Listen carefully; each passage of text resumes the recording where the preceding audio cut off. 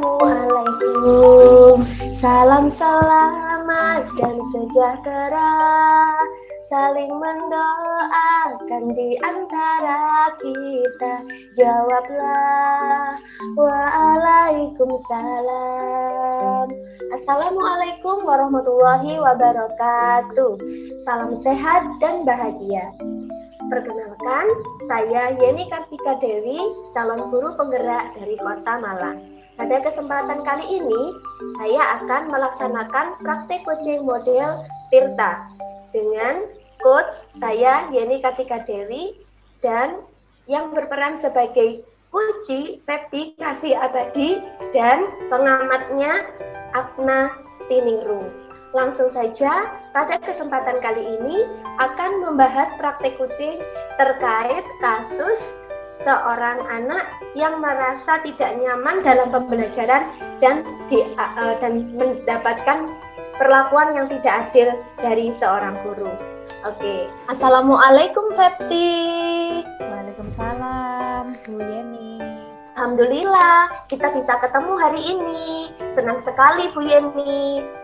Nah, ini mau ngobrol dengan Fepti. Fepti bisa, Nak? Bisa Bu, karena hari ini saya cuma ada janji dengan Bu Yeni saja. Oke, Alhamdulillah. Berarti saya, Fepti, pas hari ini kita bisa ketemu ngobrol bersama.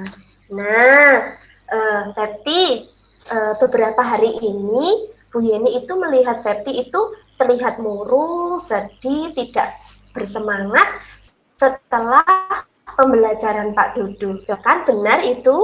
Iya Bu, benar sekali. Saya memang ada masalah di pembelajaran Pak Dudu.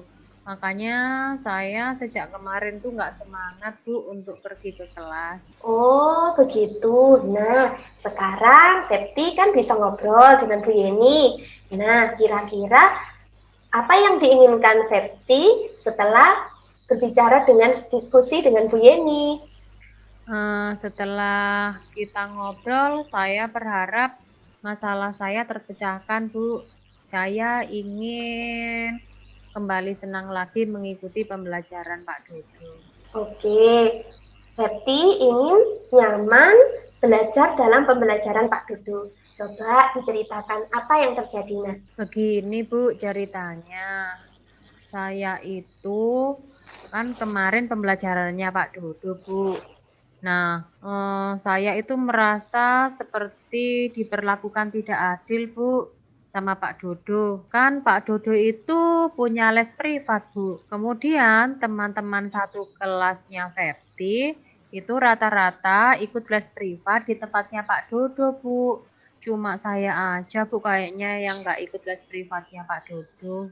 Oh, begitu. Coba ceritakan lagi, Nak. Gimana ya Bu, saya itu awalnya ya biasa-biasa aja Bu, walaupun nggak ikut les privatnya Pak Dodo.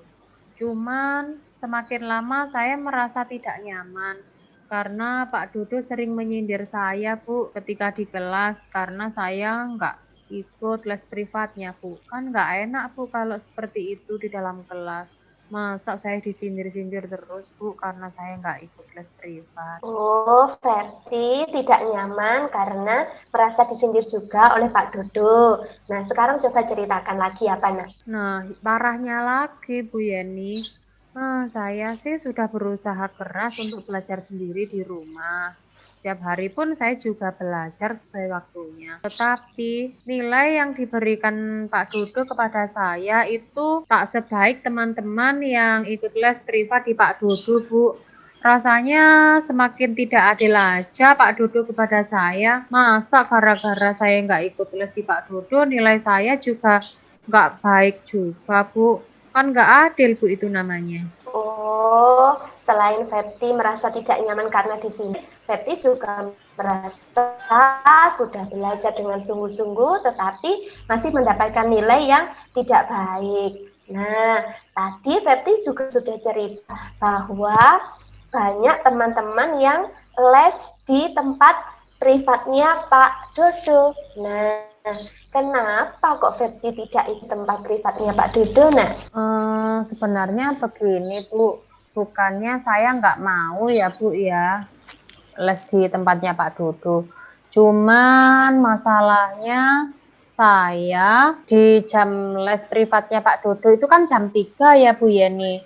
Nah itu sama dengan kegiatan les Ya, karate yang saya ikuti. Nah, kan nggak mungkin Bu kalau saya mau melepaskan les karate saya, sedangkan saya ikut karate sudah mulai kecil Bu, dari kelas 1 sampai dengan sekarang. Karate itu adalah hobi saya Bu, jika saya meninggalkan les karate rasanya saya juga sedih. oh begitu. Jadi, apakah sebenarnya Febri itu ingin ikut les privat di Pak Dodo? Betul Bu, sebenarnya saya ingin, cuman lagi-lagi ya itu Bu, saya ada masalah waktu Bu, yang berbenturan dengan les karate saya, jadi saya bingung. Saya nggak berani nyampaikan ke Pak Dodo, tetapi saya sebenarnya juga ingin. Dan sekarang akibatnya seperti ini Bu, saya seperti tidak apa ya, diperlakukan tidak adil Bu di kelas, makanya saya lebih sedih lagi sekarang. Oke, baik. Nah, kira-kira dari apa yang Febri tadi sampaikan, sebetulnya ingin ikut les, tapi berbenturan dengan jadwalnya Febri kegiatan karate. Nah, sekarang apa yang ingin Febri lakukan?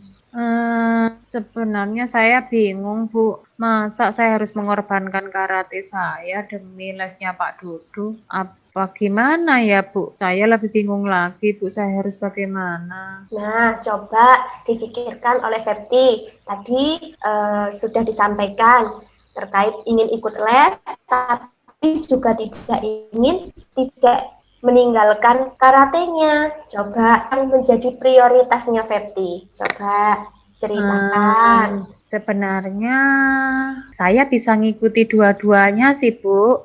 Tetapi tidak di jam yang bersamaan. Kan nggak bisa ya, Bu. Andaikan saya ngikuti les privat di tempatnya Pak Dodo, setelah karate mungkin bisa, Bu. Tapi lagi-lagi saya belum berani bilang ke Pak Dodo karena ini baru saya pikirkan barusan aja, Bu. Gimana? Oke, nah, jadi supaya bisa mengikuti dua-duanya, kira-kira apa yang dilakukan Febri? Coba. Sepertinya saya bisa mulai membuat daftar kegiatan harian saya deh Bu. Siapa tahu mungkin dengan membuat daftar ini saya bisa menunjukkan ke Pak Dodo kalau saya jam 3 ikut karate dan saya bisa ikut les privatnya Pak Dodo setelah karate Bu. Oke, coba diceritakan nak, daftar harian yang seperti apa yang diinginkan Febri itu? Seperti ini Bu. Mungkin saya akan mencatatnya secara rinci mulai dari pagi kegiatan saya. Pagi itu kan saya sekolah ya Bu, daring. Nah, kemudian sekitar pukul 1 itu biasanya sudah selesai. Nah, selesai itu kegiatan saya biasanya makan siang, beribadah dan tidur siang Bu. Nah, baru nanti sekitar pukul 2:30 saya persiapan untuk melakukan les karate. Nah, les karate itu kan cuma 1 jam, Bu. Nah, saya berpikir inginnya sepulang dari karate, saya langsung bisa les privat sama Pak Dodo, Bu. Mungkin seperti itu saya menulisnya. Oh, begitu. Jadi Febri mau buat jadwal kegiatan yang dilakukan Febri supaya nanti bisa ditunjukkan jadwal kegiatan Febri kepada Pak Dodo seperti itu. Nah, kira-kira dari apa yang dilakukan oleh Febri, kendala apa? Apa kendala yang mungkin dialami oleh Febri nanti? Sebenarnya kalau saya membuat daftar harian saya itu mudah Bu, saya bisa melakukannya. Cuman sepertinya hambatan yang akan muncul menurut saya itu bagaimana saya cara mengkomunikasikannya kepada Pak Dodo, Bu. Oh, mengkomunikasikan. Nah, coba ceritakan kira-kira apa yang dilakukan supaya Febti itu bisa menyampaikan kepada Pak Dodo. Saya mulai berpikir sekarang, Bu. Misalkan nanti saya sudah selesai membuat daftarnya, saya akan coba bicara kepada orang tua saya bahwa rencana saya seperti ini. Setelah les karate, saya akan ikut les privat bersama Pak Dodo. Mungkin seperti itu, Bu. Dan nantinya saya minta bantuan kepada orang tua saya untuk menyampaikan rencana saya ini kepada Pak Dodo, Bu. Oh, seperti itu. Jadi, Febti akan membuat daftar dulu, kemudian menyampaikan ke orang tua, baru nanti menyampaikan ke Pak Dodo. Seperti itu. Nah, kira-kira apa yang Febti lakukan segera?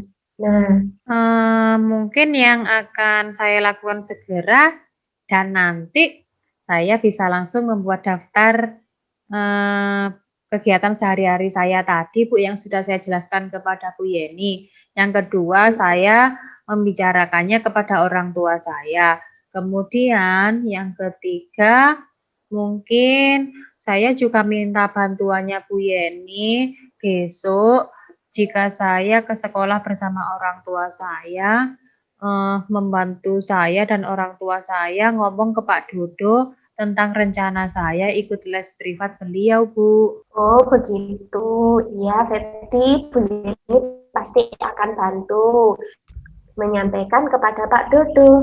Nah, sekarang tanggung jawab apa kira-kira yang akan dilakukan Febti untuk melakukan rencananya Febti ini? Saya akan konsisten, Bu, terhadap rencana yang saya buat tadi. Jika saya memang nantinya sama Pak Dodo disetujui untuk ikut les privatnya, saya akan bersungguh-sungguh, Bu, supaya nilai saya lebih baik lagi dari yang sebelum-sebelumnya. Mungkin seperti itu, Bu. Oke, bagus sekali yang disampaikan oleh Febti. Nah, kira-kira yang mendukung itu siapa? Yang mendukung kegiatanmu ini nanti siapa? Yang mendukung kegiatan saya pastinya yang pertama adalah orang tua saya, kemudian yang kedua adalah Bu Yeni, Bu, selaku wali kelas saya. Dan Bu Yeni yang tahu betul permasalahan saya ini, Bu, sehingga nantinya bisa membantu saya mengkomunikasikan kepada Pak Dodo. Oke, kira-kira kapan rencananya Febti akan mengkomunikasikan kepada Pak Dodo? Kayaknya besok deh, Bu, besok Senin itu saya punya rencana akan mengajak orang tua saya menemui Bu Yeni. Kemudian saya minta tolong Bu Yeni untuk mengantarkan kepada Pak Dodo tentang rencana saya ini.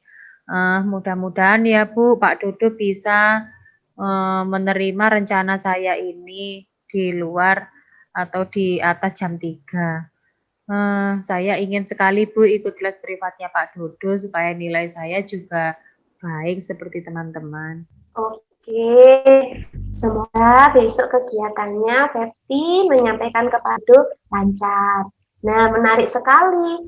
Febti mau mengkomunikasikan kepada Pak Dodo. Nah, kira-kira besok kalau ketemu dengan Pak Dodo, apa yang Febti ingin ungkapkan kepada Pak Dodo? Misalkan besok saya bertemu Pak Dodo, saya akan bilang seperti ini, Bu. Pak Dodo, permisi, saya Febti dari kelas 4A. Maaf ya, Pak, saya ingin ngomong sama Pak Dodo. Coba, Pak, ini diterima. Ini adalah jadwal harian saya. Mohon maaf, Pak, sebelumnya. Saya sebenarnya ingin sekali ikut les privatnya Pak Dodo. Cuman selama ini saya nggak ngikuti les privatnya Pak Dodo, bukan karena saya nggak mau, Pak. Tapi coba, Pak, dilihat di daftar harian saya. Di situ saya jam 3 ikut les karate, Pak. Bagaimana jika Pak Dodo ngelesi saya setelah les karate saya, Pak, misalkan jam 4. Apakah Pak Dodo bersedia, Pak? Mungkin seperti itu, Bu Yeni. Nah, bagus sekali. Bu Yeni lihat Berarti ada usaha untuk dapat berbicara kepada Pak Dodo dan juga sudah berani untuk mengungkapkan seperti itu. Nah, dari apa yang dibicarakan hari ini, Bu Yeni sama Fepti, kira-kira dari permasalahan Fepti ketika tidak nyaman belajar dengan Pak Dodo dan juga merasa dianggap tidak adil oleh Pak Dodo, kira-kira solusinya apa, Nak? Coba disimpulkan, tadi kan Fepti sudah banyak menjelaskan ya di sini. Iya, Bu. Jika saya ingat-ingat dari awal saya bertemu Bu Yeni tadi, saya yang pertama harus membuat daftar kegiatan harian saya. Kemudian yang kedua, saya harus mengkomunikasikan kepada orang tua saya tentang rencana saya ikut les privat di Pak Dodo. Baru yang ketiga, saya akan pergi ke sekolah bersama orang tua dan didampingi oleh Bu Yeni selaku wali kelas saya untuk menyampaikan rencana saya ini kepada Pak Dodo. Mungkin seperti itu, Bu Yeni. Oke, kalau boleh saya simpulkan, rencananya Fepti itu luar biasa sekali mengatasi masalah ini. Jadi mulai dari membuat daftar kegiatan, nanti mengkomunikasikan kepada Pak Dodo, dan juga nanti kita bersama-sama ya tentunya supaya nanti Fepti bisa belajar dengan nyaman bersama dengan Pak Dodo. Seperti itu. Oke, satu lagi. Kira-kira dari pembicaraan hari ini, apa yang dirasakan Fepti? Gimana perasaannya? Nah, diceritakan. Rasanya sekarang saya semakin lega, Bu. Tidak seperti pertama saya menemui Bu Yeni. Saya merasa sekarang seperti sudah tidak ada masalah lagi. Saya menjadi lebih termotivasi, ingin belajar lebih giat lagi di pembelajaran Pak Dodo, supaya nilai saya juga lebih baik lagi, Bu. Oke, bagus luar biasa, Fepti. Nah, seperti itu ya. Jadi, sudah terlihat, Fepti sudah bisa tersenyum lebar. Bu Yeni juga senang sekali. Jadi, semoga besok ketika pembelajaran dengan Pak Dodo, Fepti harus semangat lagi, harus merasa nyaman. Seperti itu ya. Semangat terus Bu. ya, Nak. Siap, Bu. Terima kasih, Bu Yeni. Oke. Sama-sama. Oke, setelah ini bisa melanjutkan kegiatannya, Fepti. Fepti anak pintar. Oke, kita selesaikan ya. Wassalamualaikum. Ya, Waalaikumsalam warahmatullahi. Iya, Bu Yeni. Terima kasih. Sama-sama. Assalamualaikum warahmatullahi wabarakatuh. Saya adalah Adnati Ningrum. Saya adalah pengamat untuk kasus 2. Nah, pada kasus 2 ini yang menjadi coach adalah Bu Yeni dan yang menjadi coach adalah Bu Fepti. Nah, dari proses coaching mereka, untuk yang tahap tirta pada tahap tujuan coachingnya sudah disampaikan dengan baik oleh coach, karena coach menggali ide-ide dari coach dengan baik. Nah, pada percakapan mereka sudah ada komunikasi asertif. Nah, untuk proses yang kedua yaitu identifikasi. Proses identifikasinya sudah terlihat dengan pertanyaan-pertanyaan yang menggali potensi dari coach. Coach sudah melakukan penggalian pertanyaan yang lebih detail, sehingga coach mampu teridentifikasi kasusnya. Kemudian untuk rencana aksi, coach sudah memberikan pertanyaan-pertanyaan dan umpan balik mengenai rencana aksi coach dalam menyelesaikan permasalahannya. Dari kegiatan coaching tersebut sudah terlihat hal itu dilakukan oleh coach dan coach sudah mengutarakan rencana aksinya.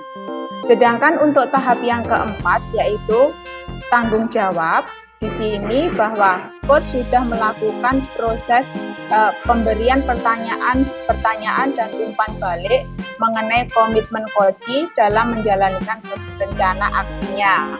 Sehingga coach juga sudah memperlihatkan, sudah mengutarakan tanggung jawab apa yang akan dilakukan selanjutnya. Demikian yang bisa saya sampaikan, pengamatan saya dari kegiatan kasus coaching kasus 2 yang dilakukan oleh Bu Yeni. Jadi semua model cerita sudah terlihat. Terima kasih.